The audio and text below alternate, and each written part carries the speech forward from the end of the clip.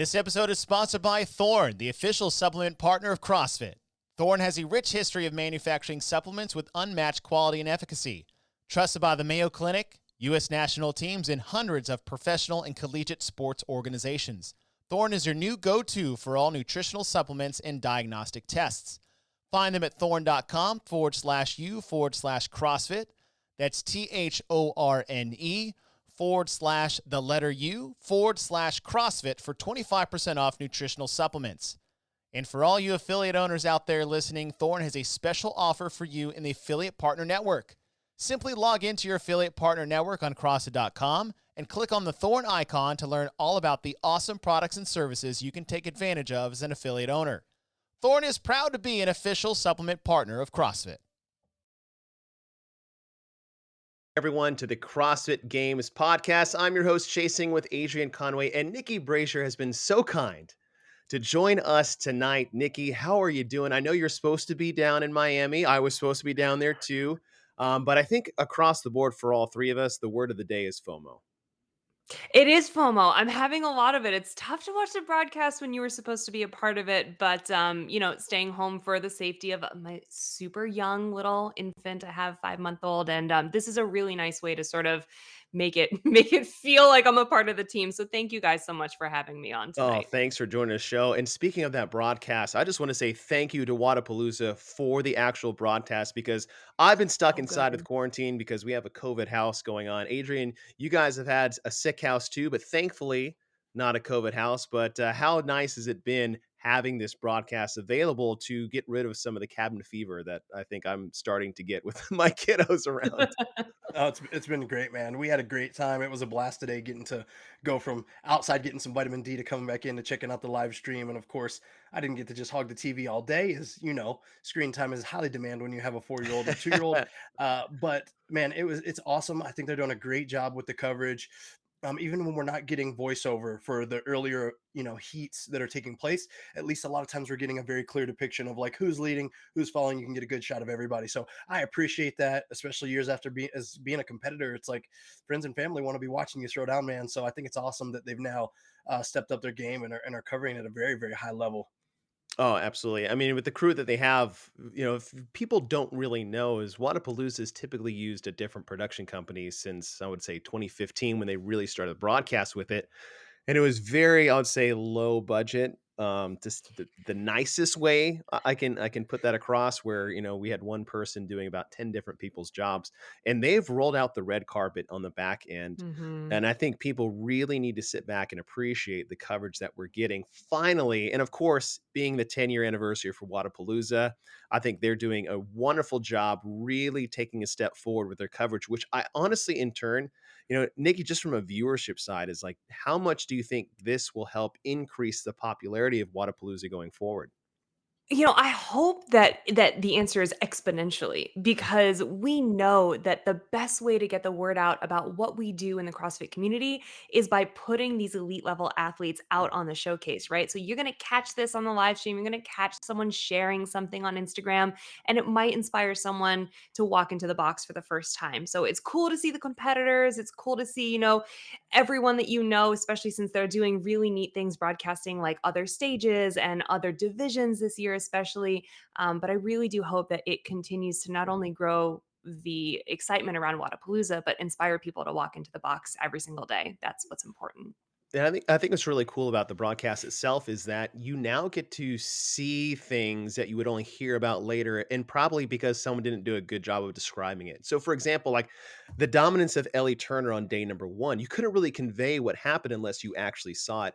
Adrian, for you, being a competitive athlete, but also being a fan of the sport and the training methodology, what does it mean to an athlete that has a platform like this to maybe showcase themselves in a way they couldn't before without a broadcast?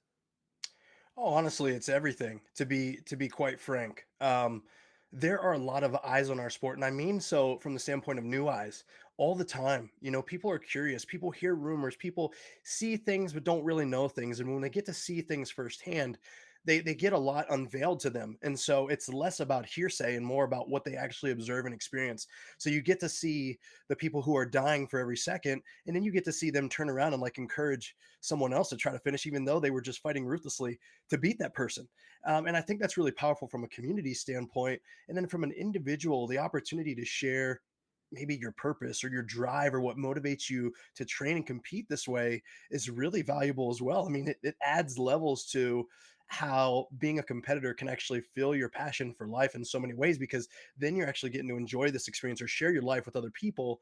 And without the broadcast, without people being willing to invest and put money and dollars behind it, a lot of times you're not ever going to get paid as an athlete either. And so you get a chance to market yourself to potential partners and brands, and you get to really show that you've been putting in a lot of work in the gym, and that's pretty cool too. Mm. Yeah, it's really cool, and I want to shout out to Loud and Live that are putting up a pretty penny to get a broadcast. Like a good broadcast is not cheap. And shout out to Sean, Tommy, Rory, Bill, and Jamie who are just holding it down and really giving those new viewers, those new eyeballs, something to watch other than what the heck is this, you know? And I think sometimes that's the danger is that, yeah, you can broadcast it, but there's a lot of weight on your shoulders because of the responsibility you have to put a forward face to new eyeballs, as you said, Adrian. So I think they're doing a fantastic job. It's been so much fun to watch. It's definitely helped the days go by a little bit quicker for myself. I think my kids are tired of watching this on TV, but I was like, hey, listen, daddy's got to work in quotations, daddy's got to work. So sorry, rescue bots can, we'll turn that back on Monday because we'll be stuck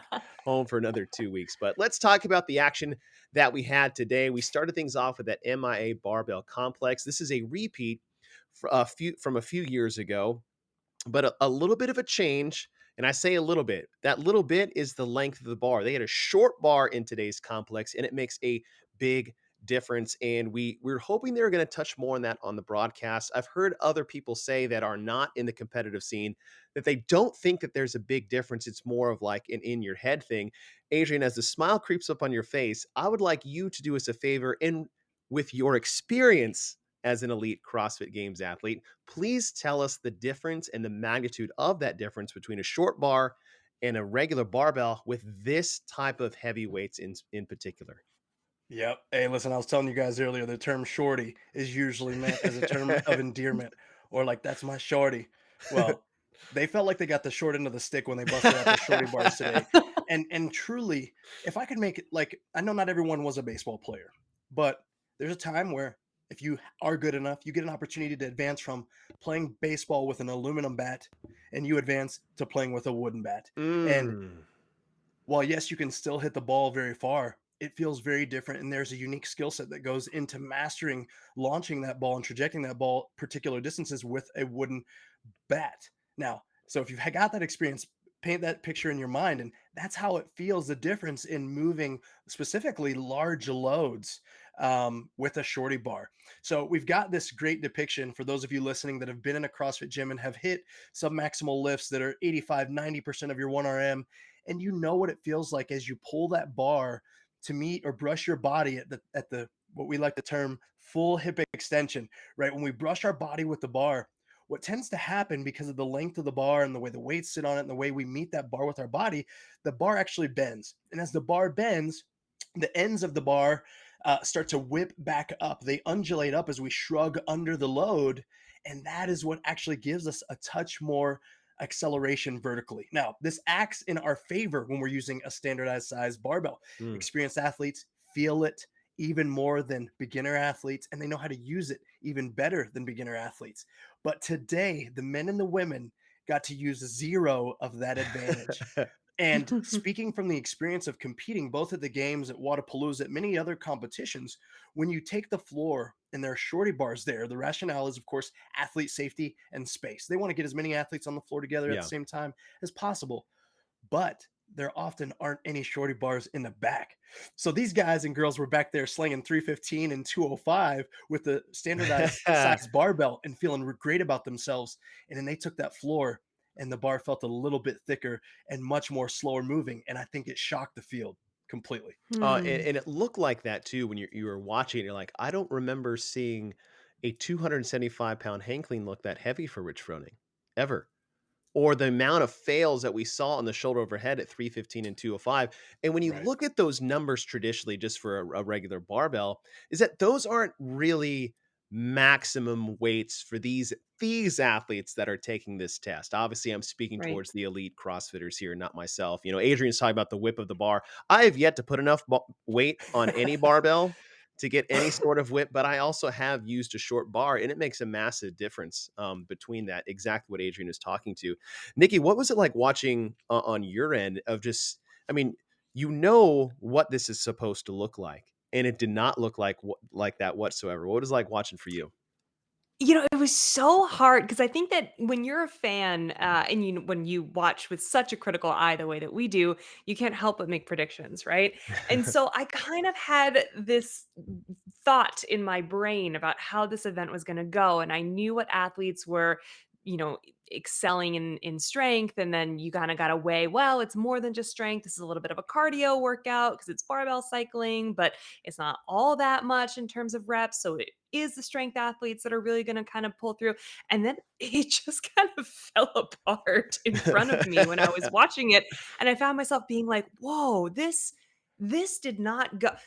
This went 50%, I would say, Mm, of the way that I thought it was going to be, but this altogether did not end up across the leaderboard the way that I thought it was going to, because there were some really strong, really solid athletes, especially in terms of technique, that just were I don't know. I found myself not even necessarily thinking about the short bar, which makes the most sense, but being like, "Are they fried from day 1 already? mm, That's yeah. that's weird. Like, why are we approaching it this way?" So it didn't quite go the way that I envisioned it in my head. Adrian, you talked about it last night when we were recapping the day one of event one, maybe taking its toll or rearing its head a little bit in the complex specifically. But I didn't think anything like this. But one of the things that someone had brought up earlier was that maybe the GHD sit ups from yesterday, it was only Mm. 100, but it was in sets of 25 at near maximum intensity with a med ball. What type of impact is that having on these athletes today? It's no doubt having an effect. If you guys are out there again and have done a workout like Annie, for example, and not even Annie on a GHD, but just think about doing Annie where it's 50, 40, 30, 20, 10 GHDs or MSAT sit-ups, I'm sorry, and double unders. And at speed, meaning as fast as you can, sit-ups in general take a toll. And for these athletes, the vast majority of them aren't feeling a ton of residual soreness yet from the GHDs. They'll feel that tomorrow. It'll be Mm. delayed. Right. We like to use the Right. term DOMS, right? Delayed onset muscle Yeah. soreness. But these guys are in such good condition, they literally might feel theirs 2 days later, right? But they're certainly still fatigued there. So it's probably even more frustrating for them when they get the bar in a front rack position and have to do the front squats or the shoulder overhead, and they're relying so stringently on their midline, and it's just like, wait, where's our power at? Mhm. Where's our powerhouse right here that's right in the middle that I'm used to just being a cement block. And it might just be a bit more unstable due to the fatigue that was there because yesterday was an all out sprint. And there's no way we can overlook that. You're talking about, the soreness that you get from a GHD traditionally or high intensity sit-ups. But I think one thing people don't really understand is that you don't have to feel a certain way to also be fatigued in a certain way. Right. Explain that a little bit for people. Yeah. So, I mean, it's just as if, the thing that we have to understand about these athletes and the conversation that we have to have is that while they're being tested twice a day here at a very high intensity, their training volume often looks much larger than that in the broad scope of things. So they're spending 2.5 to 3.5, and some of these guys 4.5 to 5 hours in the gym on a regular basis. And what this provides is that they can do an unseemingly amount of work very fast and actually feel as though they're fully recovered within 8 to 10 minutes. So a lot of them, even as they walked off the floor from GHD sit-ups, double unders, and pig flips, were like, oh man, I should have done this different, or I could have done this different because they Mm. felt so much better already after the fact. Now they're conditioned this way, but it still doesn't mean that because their hamstrings weren't sore from the pig flips or that their abs weren't sore from the GHD sit ups, that it didn't affect every single movement, every single thing they did into day 2, day 3, and day 4. And then what you were mentioning, Chase, the soreness will come. They will feel that, but it just won't happen quite yet. So it's the fatigue that we were watching, creep up on their Yeah. back today. Well, they're gonna have 2 more days to deal with it. Now, one stage we didn't see yesterday, Nikki, that we got to see today is the Bayside competition stage. And you know as well as I do is that there's a lot of iconic stages in the, in season, out of season in CrossFit. If you think about Dubai, they have their own tennis stadium. You thought about the Mhm. ranch in California where the everything started, the mecca of the CrossFit Games. But I mean, the tennis stadium in Carson, California, obviously is everybody's clear favorite. However, Bayside, under the lights, in front of the water Mhm. in Miami, gives it a run for its money. What's it like there at Bayside? You know, the broadcast does as good of a job as it possibly can to really bring this home for the viewers, but something about Bayside live and in the flesh, like if anyone listening has the opportunity to get down to Wodapalooza at some point, the feeling at Bayside in the evening when the lights are reflecting off the water and those ropes are hanging down and it's almost like watching the athletes on this like ethereal stage, right? Like they're climbing this rope and there's just this beautiful reflective water in the back and it's so incredibly Miami. Um on top of all of that, like, it's electric in the stadium itself. It's the fans are loud and they're really close. It's like a smaller stage than you'd think, so Mhm. it's very intimate and super exciting all at once. It's electric, and I think that having it back, on the broadcast tonight for me, really kicked off the competition. You know, I know that we're already in day 2, but Yeah. now feels like we're here now. Like there's a race. People are gunning for that first place. You know, day 1, they were shaking off the cobwebs and getting all, and now it's like, okay, we here. We here to Yeah, play. yeah, and we had 3 events today, or we had 3 events up till the Bayside tonight at the Flagler stage. Mhm. Adrian, you've competed in the tennis stadium and the Coliseum and Bayside. What is it about Bayside that just makes it so special? I mean, I gotta tell you, I really believe it's the water, man. It's the water Mm. itself. It's just you can't replace it. You can't really mimic it. You got to be on the beach, on the ocean. You got some, you got some high rollers rolling up with their boats on the left and their boats on the That's Yup. right. right, that's right. Listen, I have been on that floor on the final day, which was a Sunday, and Rick Ross walks onto the competition floor to sit to the left. Forgot about Rick I'm Ross. like, oh, we are about to go crazy right now. I mean, the whole place is going nuts. You're like, what, Yeah. Rick Ross? It was a crazy time, but yeah, there's just something about Miami, something about Bayside, the beauty of the water. I do remember specifically being able to climb the rope on a Saturday night workout and being at the top, touching the rope, looking down and being like, wow. Like, and just having a moment of like, wow, Mm. that's cool. Didn't last long. I got back down and got back to Right, you work, gotta get back to but work. I had a moment. Yeah, yeah, yeah. And Yeah. and and it's almost breathtaking how cool it is though. It was Yeah. super cool. Well, before we get to the leaderboard, let's thank a sponsor of ours, Orasti. We'd like to take a moment to talk about Orasti. Don't let pain or injury take you from the gym. Talk to an Orasti provider for free. In 15 minutes, an Orasti provider will help you to understand what's happening in your body, the source of your pain, and the best options for getting pain-free and performing at peak levels as quickly as possible. There's absolutely no cost or no obligation to schedule with Orasti. Schedule your no-cost 15-minute chat now at arosty.com/CrossFit-recovery. That's AIRROSTI.com/CrossFit-recovery. All right. So when we look at the leaderboard, we'll start with the elite team division. We'll start with the men. And it was an exciting day so far. We just talked about the toughness that was the MIA complex, but man, the team event to close out on Bayside. Adrian, we were texting a little bit earlier, and you said that might have been one of the more fun team events I've ever seen. Absolutely, man. And I tell you what really drew me into that event, like even as a participant, I'm like watching it sweating, like imagining being on the floor. Like, what would we do? How would we break it up? Like, how do you minimize transitions here?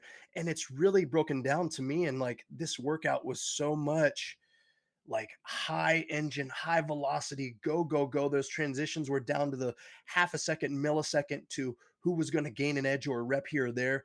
So it was absolutely exciting just to watch the way that it was going to shake out. But as a participant, I had to imagine that being on the floor for that one, like watching one of your boys or girls out there taking care of their work and doing their job, and then you just eagerly waiting, like, okay, I'm up, like staying ready to contribute. Like it just had to be probably the best one. While you're out there, it probably hurt. You were moving as fast as you could.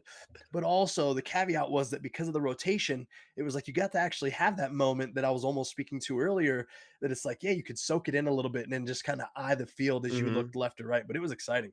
I just think the finish with those dual kettlebell shouldered overheads or, hang snatches, but like the 50 to finish of that marching forward, staring right into your two teammates' eyes as it's going down. Like I can only think is like, it's like whatever it takes to finish to be like, I got this. I'm gonna carry it, and then you have that look like I don't got this. Right. Someone Yep. needs to come relieve you. But the cool part was is that the amount of volume that they had there, 50 reps split between three people really isn't that much. And I think as much as it may have hurt, like you said, I think it was just so intense and you could rotate so much that it was really just an all go blast from start to finish, which looked like it was really fun as they were doing it. And let's go to the men first. And I tell you what, the boys are owning Bayside right now. The new big three in South Beach is a trio of Travis Mayer, Noah Olson, and Chandler Smith. When you look at their finishing position so far, second, first,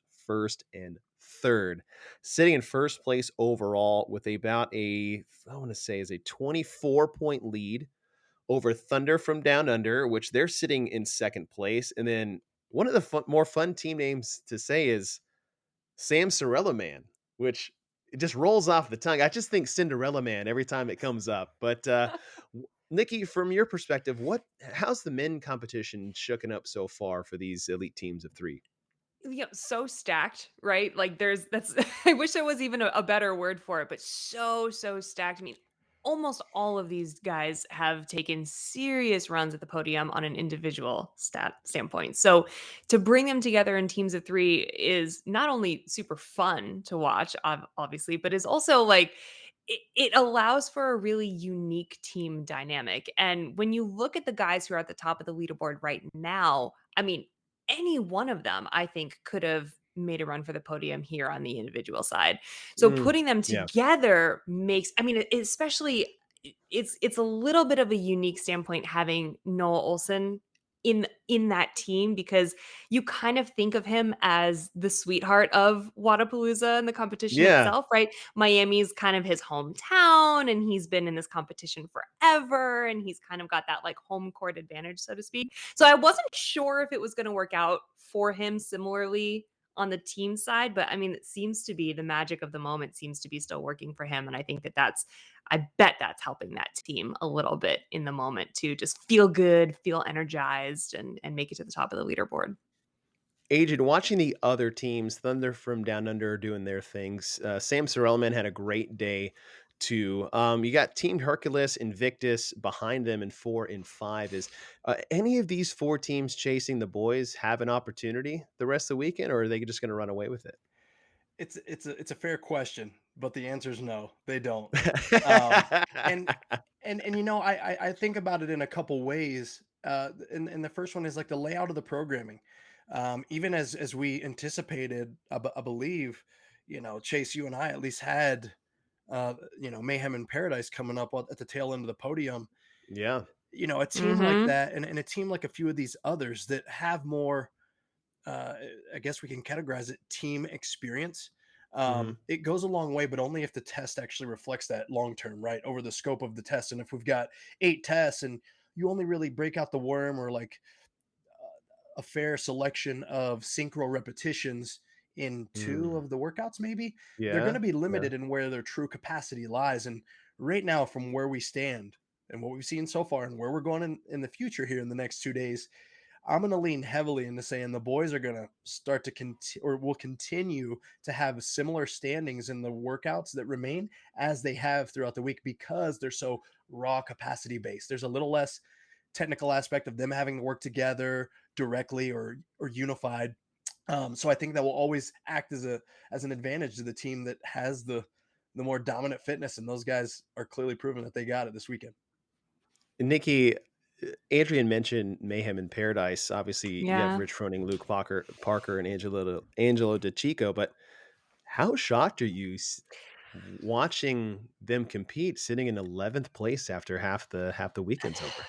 Yeah, it's not how I thought that was gonna shake out. I, like you guys, had them sort of running up the podium at some standpoint, and I think that man, I think that this comes down to, like Adrian said, sort of that team experience. But what's difficult to measure here is how many of these teams of three have quote unquote like teammate training experience. So they Mhm. might not necessarily, have done worm competitions before or necessarily needed to divide their capacity in a traditional team sense, but they have team training as such a foundation, where they're in the gym every day with the same people or they're trying to beat the same people on the leaderboard every day. And so I'm wondering if that is kind of what's creeping up on the leaderboard more than necessarily needing to figure out how to work as teammates as much as kind of like train together as a team. Mhm. So I am shocked because I thought that the teammates aspect of it was going to be more important. And truly, I mean, anything that Rich Froning touches turns to gold, right? So I just Yeah. you can't put him out on the competition Yeah. floor without being like, "Oh, well, they're gonna win." It Yeah, I just mean, we're conditioned at this point. Rich definitely has the Midas touch, so to speak, when it comes to that. And, Adrian, what you're saying too about team events and worm events and how many times we're going to see something that's more maybe team focused and team oriented because Mayhem's built to win the CrossFit Games. That's just what they do, right? And the way they train individually and then the way they compete together as a team is that there's nothing that they really are not used to when it comes to team events like this. But, you saw the worm yesterday and they got 17th, right? So it's not just a product of the programming that they're successful at. They're just not having that good of a weekend. But I tell you what, if you switch to the women's side, Right. hot fire on the elite women's side. I mean, going into the final event of the day, it was a three-way tie for first place as far as points concerned between Team Krieger, Mayfan, and Team GoWad. And every event it appears is just I have never had so much fun watching competition, and I can't remember when because it feels like every event is coming down to the last second. We saw it yesterday in event 1 with Holta trying to hold off two of the greatest female teammate athletes to ever take the stage with Taylor Williamson and Andrea Nisler on a tire flip by herself. And then it comes Mhm. down to a race on an assault bike with Krieger in the mix as well, and they take two first place finishes. And then it comes down to a barbell complex between GoWad and Krieger itself, and then we get to finish towards the end with the kettlebell snatches. I mean, are we getting spoiled here? Do people really need to start watching the team side more than the individual side? I mean, Adrian, I know you may be a little biased because you're I mean, you've had your individual competition experience, but you're a team guy. What's it been like watching these women compete? It's been amazing, and I am biased, so let's just call it like it is. Let's put our cards on the table. Yeah, if I had to pick, it would be team all day, and not always from a spectator standpoint because I love to watch the individuals throw down, but there's something special about the camaraderie and being able to do it with other people. But this weekend we've been absolutely spoiled to watch Team Krieger, Mayfem, and Team GoWad go head to head the way they are. It's we don't you don't always often get that, right? Let's go back even to the CrossFit Games. What did we get? Well, we got about three first places out the gate for Mayhem or whatever it was, and then they just kept running and kept running and kept running with the lead. So the excitement starts to drown out. Whereas this weekend, these last few days, like this is going to come down to the absolute wire. And these women, I think, and I could be wrong. So, ladies, if you ever listen to this, correct me and feel free. I got the vibes they were showing up and like, oh, this is going to be fun. We're going to have a great time. And every day it just gets a little more serious. And they're Yep. like, they're like going to bed. They're like texting each other, like, hey, you better be asleep. Or like, hey, make sure you get enough carbs tonight because you're about to swim your butt off tomorrow. Right. Like there's these Slap things. that cinnamon roll out of your hand in the That's morning. it. You know Mhm. it. And it's because of the excitement of the competition. And I think what we're going to see in the last 2 days is we'll see them rise to the level of one another. So it's a beautiful thing because we're just getting a better show because it's a tighter race, and I think it's awesome. I Yeah. mean, Nikki, we have a 3-point difference between first and second, and a 3-point difference between second and third at 391, 388, and 385. And there is yet to be any separation of the two. They got closer today and then still finish tight because someone had to not tie when it comes to that. What are you expecting the rest of the weekend between these three? More fireworks. Just shots on shots on shots. Honestly, because I feel like kind of what Adrian said, like these women are here to push each other now, right? I don't know if they necessarily saw that coming into the competition, but at the end of the day, they are all here to win. And I would not want to get on the competitive side or the bad side of any of these women. I think what's really cool is like all the top teams have one, two, or three really, really cool, like either like niches or athletes to watch or something along those lines, something that makes the team competition on the women's side really unique. Whether it's Kristen Holta being on that top team right now, or it's Haley Adams, who we never see on a team, or it's Mia Hesketh, who had a baby like 5 minutes ago. Truly, as someone who actually had a baby Right. 5 minutes ago, like, Yeah. what? Amazing. I don't understand. So I just think that every team has something really unique and cool on the women's side that makes this competition year very, very special to watch. Totally agree, and it's been the three-person team format has obviously been a staple of Wodapalooza for years until they actually had to change it for the sanctional schedule, but thankfully for them, they're out of that, and they can just go back to their old traditional, and I absolutely love the three-person team competition. I think the athletes also love it even more Mhm. because, there's something a little different than throwing down with, your boy and your 2 girls versus, like, your 2 boys or your 2 girls. And Adrian, you know better than anybody when it comes to that. So it's been super fun to watch. Let's switch gears to the individual side, particularly to the men. And early on, after event 2 and event 3, Phil Toon was making a name for himself, but then Mr. Pat Vellner came back and was like, "Oh, by the way, in case you forgot, I was still here." And when he finished event 4, it looked like he had just finished warming up for event 4. That was unbelievable, and Pat made a statement to close things out on day 2. Adrian, what is it like seeing Pat just take that lead right back, and not by 6 points? He's now leading by 27 points going into day 3. Yeah, listen, Pat is not an overly showy individual. But if he could have made a louder statement, like perhaps walked out onto the competition floor at Bayside with a sign that says "I own you," or you know, beat his chest in the middle, dead in the middle of the workout, it would have basically made the same statement that he did, executing the way that he did, and then literally as he crossed the finish line, I'm like, oh no, he didn't. This man is Mhm. not even breathing hard. I think he executed the workout nasally breathing. Right. We know that's a catchy trend. People trying to build aerobic capacity might be out there trying to Yeah. nasally breathe. Well, try that, Chipper. I think Pat did that, breathing through his nose. It Just was, Wim Hof my way through the Bayside chipper. oh my goodness. Such a vet in both events today, honestly. Kudos to Pat. I believe that we saw his experience. We saw, of course, his fitness and a display of that, but more so, we saw his ability to win. And that's what he showed today. He knows how to do it.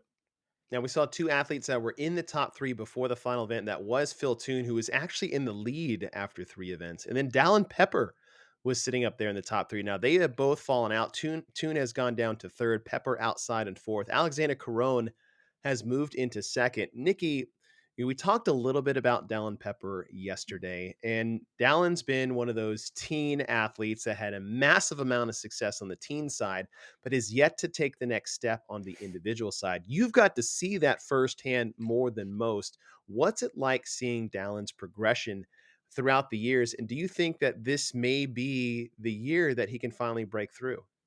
I feel like a proud mom when I watch Dallin out there, truly, because I have had the privilege of working with him and getting to know his family for Yep. years, ever since I covered the teen division at the games. And they are truly some of the most wonderful people, and he is just a gracious and really lovely young man. I do think that with all of the changes that he's made in the last year, I mean, in his personal life, he grew up real fast, right? Like he got married, he moved away from home. He's now got this very elite training camp with a lot of other athletes, both his age and a little bit older. I think Phil Toon is the oldest one of them, which makes me feel super old to say that out I loud. was gonna say that too. But I think he's like 24, so that's I know, crazy. and he's like the old guy of the group. Oh man. But with all of those changes, I do think that this is truly his year to make a showing. And he was so very much on the cusp last season at West Coast Classic. And he was, I really, really thought that at the end of the day that he might have gotten that sort of last chance qualifier spot, and he was just one position off. So Mhm. this is his chance to play with the big boys. And I think that he's going to eventually, whether it's at this competition or at some other competition later this season, I think he's going to be the first teen athlete, first teen male, I should say, to bridge that gap and really start to make a run at it as an individual. Adrian, you have experience with Dallin, at least in his younger years of Mhm. competition. Knowing who he is and how far he's come as an athlete, what is that limiting factor for him? Or can you put one thing out there that is really holding him back? To be honest with you, I can't. And I can date meeting Dallin at the cusp of 2016, 2017 here in Utah, same time frame that I met Haley Adams, and like their psyche, both of them, their focus, their drive, even again, ridiculously young, right? Way too young to predict like, oh, you're gonna be the next Danny Thorstad or whatever, right? Like that. But I was thinking those things just because of the way they thought, and they were mature, they were beyond their years. And with that being said, I don't know specifically that Dallin has any big obstacles from a physical standpoint. It's literally just getting over that hump of Mm, knowing that he can and proving more importantly to himself that he belongs, which I know he Mhm. does. But it's really like flexing that muscle and getting a chance to taste what it's like to earn his spot as an individual. And then I really believe he'll have a newfound confidence in the way that he can execute. But something to be mindful of, guys, and I don't know if you caught this, but even in that chipper, he fell as yes. he Yeah. was executing. Hard. Yeah, and it looked Yeah. awkward, and he really slowed. So I was like, maybe he would knock the wind out of himself. But then when he was walking off, he was limping. So I was like, hopefully it's Oh not like an ankle or a no. knee or something. Yeah. So who knows? We'll have to keep our heads on a swivel for what the news breaks on that situation, but just something to consider with him. And maybe one more thing on Dallin before we move on to the women is that maybe it's just time. Give the guy some time. I think, especially in Yeah. this day of age of like, what have you done for me lately? What have you done for me now? In the success we've seen on the individual women's side from the teen division and their permeation into the CrossFit Games individual side, I don't think it's that easy for the men. I don't know what it No. is. I can't put my finger on it. I don't know why. Nikki, maybe you have a better perspective than I do, just because I'm not a female athlete. And even me now, I'm not as good as those teen female athletes even Right. currently, but Right. maybe sometimes it's just giving the guy a little time to just get, hit just to get ready for the season. Like you said, he's a young guy, and I can't remember, what is this CrossFit Games world live in that we're like, oh, you haven't made the games as a teenager yet? Right. You suck. Like, Right. Right. what are you waiting for? Whereas like most of us didn't get to the games like till we were 27, almost Yep. I 30. know. So It's so maybe it's weird. just time. Yeah, maybe. Absolutely. I don't know. It's bizarre to see kind of every name that I thought was going to come out of the boys' side of the teen division, and I was like Angelo DeChico, like he's gonna his first year out. Just watch, he's gonna, all these other guys that kept winning year over year, and then there was Nick this Palladino. Nick Hmm. Palladino for Yeah. sure, and they're all training with Rich Froning, and, like, you just think that they're gonna be the next, and then there's this awkward, like, gap year. It's like the women come straight out of school and pop right into the you know what I mean? And the guys have to take this gap year. I don't know what it is. The field maybe was deeper with younger men originally, and so there was more of a backfill to come in, as people were sort of, like, getting really good at fitness in their basements and garages as the sport of CrossFit was truly growing. I don't know, maybe that, but I do think this year and next year for sure are the seasons we're going to start to see that change. Yeah, time will tell. Well, let's switch over to the women's side where, man, it wasn't a fluke, Adrian. It wasn't a fluke. Consistency is queen with Ellie Turner. She has no finishes outside the top five. She has a first, and then in today, wondering how she would operate with the pressure on her with two really different events than she had yesterday with the barbell complex and this chipper with the high skill gymnastics. So she gets a fourth and a fifth, and she sits on top of the leaderboard well ahead of the rest of the field. No one's within 30 points of her currently. And I think the big thing here when we say consistency Ellie Turner, 4 top 5 finishes, 2 of them first. Everyone else, second, third, and below, has some finish well outside the top 10 of the 4 events. Now, with the events that we have tomorrow, which one of them is going to be a swim, right? We have a major monostructural test tomorrow. I mean, are we going to see a wrench here for Ellie? Where's it going to be? Because those Australians are do pretty well in the water too. It's what's crazy is I literally had this conversation with my wife earlier, and she was like, "Well, she is from Australia," and I was like, "Exactly." And and not to just pinpoint, hey, everyone that's from Australia is going to crush it in the water, but we know their exposure to water sports, their lifestyle out along, bodies of water in general is really high, much higher comparatively to other countries. And so, with that considered, that might not be the one she's got to worry about. So if she can sprint on her hands and carry some sandbags in an awkward position, she might be running away with this thing.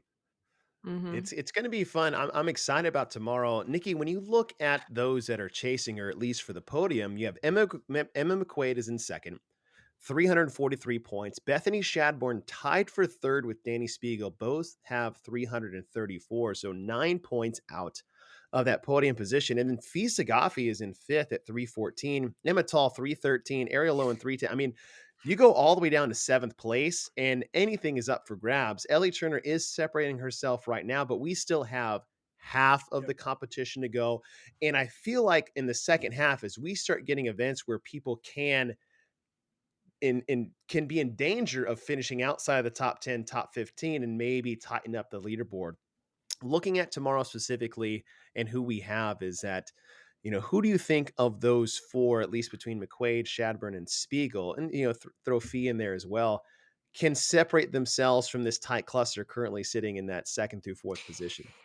Yeah, that is the question of the night, right? Because every woman that's currently up there on the leaderboard right now has the skill to crawl to the first place spot. Every single one of them. There's nobody up there that really shocks me. I mean, I am shocked at the consistency of Ellie because that's just not something that we've seen from her just quite yet. So that is the one thing that's kind of like, "Oh damn, like she's not messing around."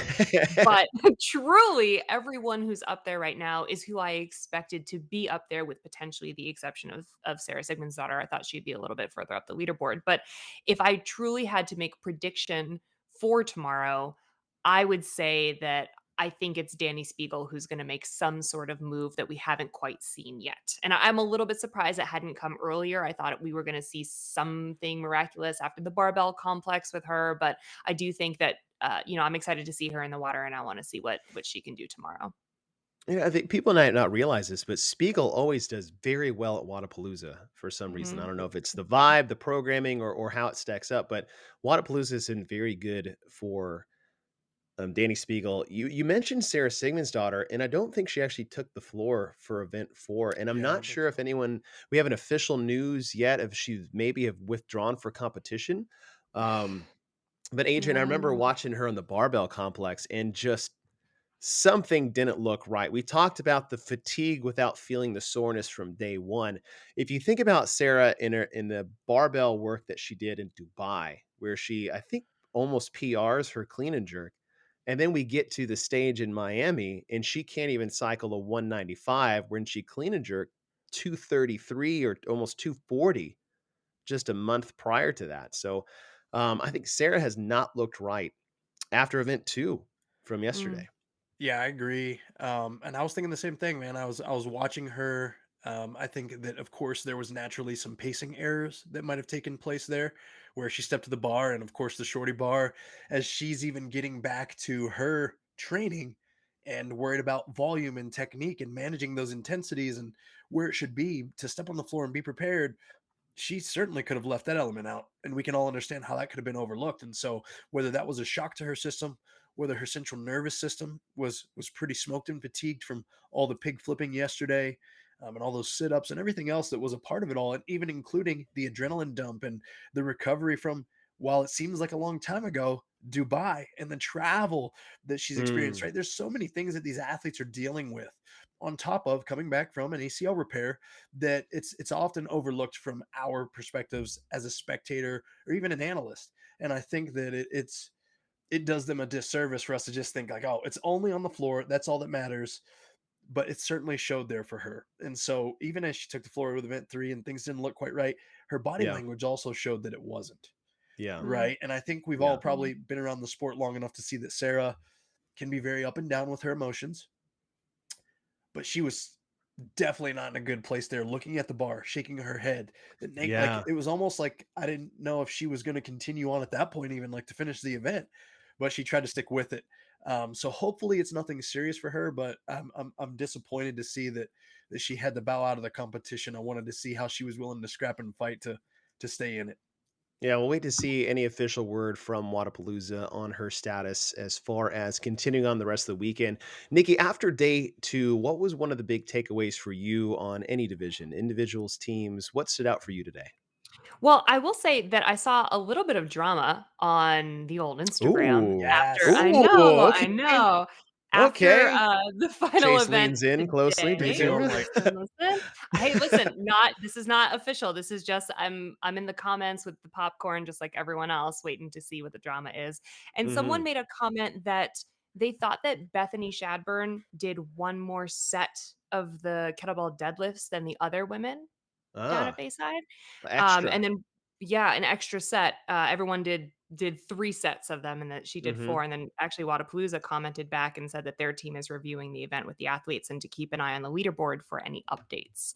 So I'm kind of curious Interesting. to know, number 1, what happened, and number 2, just kind of like how they end up handling this after, we've had 2 days of competition and we're only halfway through. We got 2 whole more days. Like what is gonna happen? How are they gonna deal with this? And how are we gonna continue moving forward? Because the competition directors and the event, the people handling the event, like everyone is so incredibly just professional and they do the very Mhm. best that they can to make it happen. So I think that we're going to see this handled very appropriately.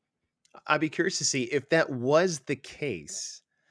We've seen something like this at the games before. It was, I would believe, 2017 when Cara Saunders was doing the 2-2-2-3 interval, and the judge had sent her across the finish line before she finished her last 3 overhead squats, and they retroactively added time to how long Right. it took her to do her previous set. So I'm curious if they can go back and they have video. If this is actually a thing, I mean, Adrian, correct me if I'm wrong here, but I would just hopefully they can go back, take the time it took her to do her last set, if she did a whole extra set, and subtract that from her total time. You know, the a lot of it is it's incumbent on the athlete to know what they're doing, and I think that's such bullshit. I think that rule was written by someone who has never done a competition before, because honestly, when I'm stepping out on the competition floor, I am not here to like govern myself. I am here to go as fast as I can possibly go. I've spent years of my life training for intensity, speed, and power. It's your job to keep me on track as far as range of motion and rep schemes. So I think it's really unfair to the athlete to put that on them, but then at the same time force them to have judges say in the open or video review where that's their whole job to begin with. And so if this is the case, or Adrian, like your opinion on that is that say you're not the athlete actually being, say you're not Bethany Shadburn, but another athlete, would you be okay with them retroactively changing the score? I would absolutely. I mean, if she did extra work and the work was done and we can see that her work expired and her work was equal to mine, yeah, go back and change that score. I'm totally fine with it.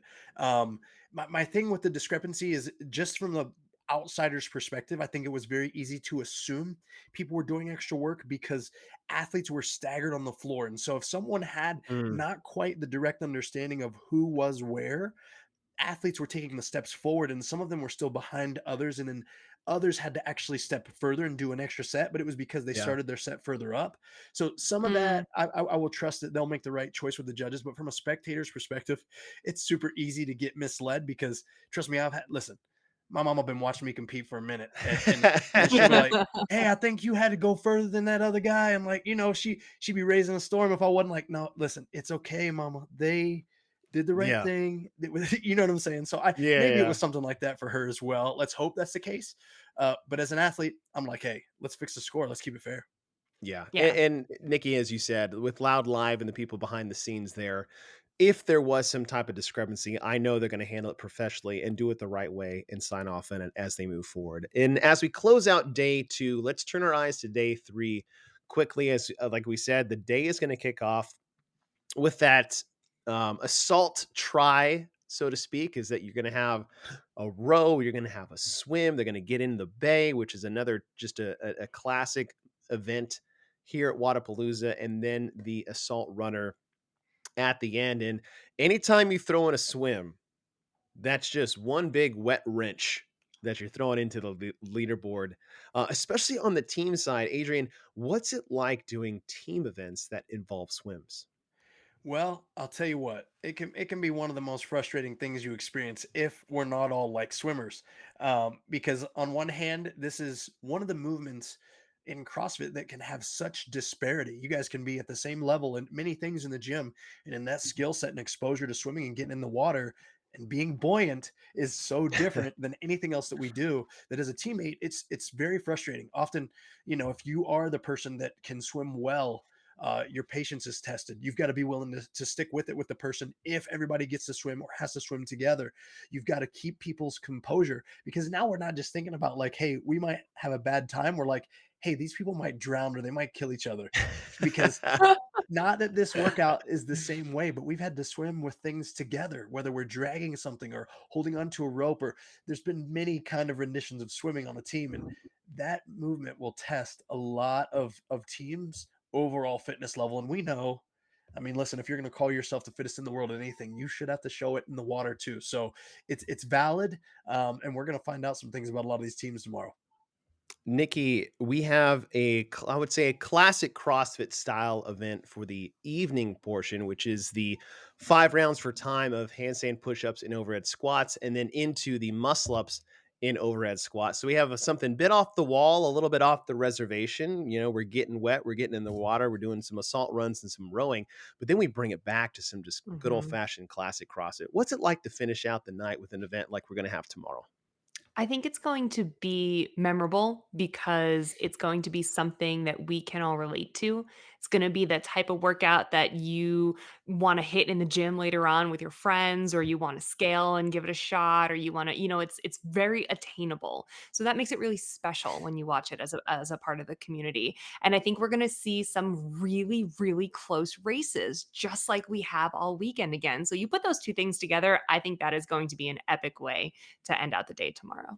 That's a really, really good point. And I honestly, I don't think I've ever thought of it that way. Is that when you see events that you are familiar with on how they feel or how they Mhm. unfold, it really does draw you in a different kind of way than, say, a swim event would, because you can't really understand what it's Right. like to sit on a rower at that pace or get in the water and race if nobody's actually been a swimmer before, other than just like lake and not trying to drown, while we're Right. drunk on, Right. 4th of July, Yep. or just getting on the on an assault runner, and you don't really like not understanding that type of feeling.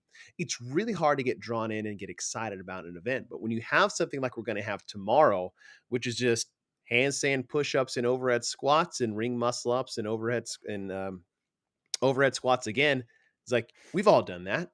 We know Yeah. what that feels like. We know what it looks like, and that really does draw the crowd in more, not just from the viewership standpoint, but man, I wish I was there and Uh-huh. just seeing that unfold, because I think it's gonna look good. It's gonna move well. I think you're right. That is gonna be one fun Saturday night. Mhm. But it's been a great day two. I can't wait for day three. We've had some amazing races, as we said, top to bottom, men and women, individual and team. And boy, Wadapalooza, 10 years living up to the bill.